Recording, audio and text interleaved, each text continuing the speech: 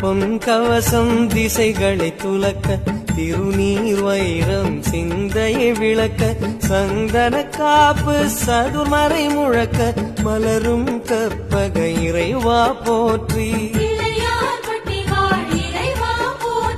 கலியுகம் காக்கும் கணபதி நாதா வலம்புரி நாதா அபயம் அபயம் அபயம் அருளும் இறைவா போற்றி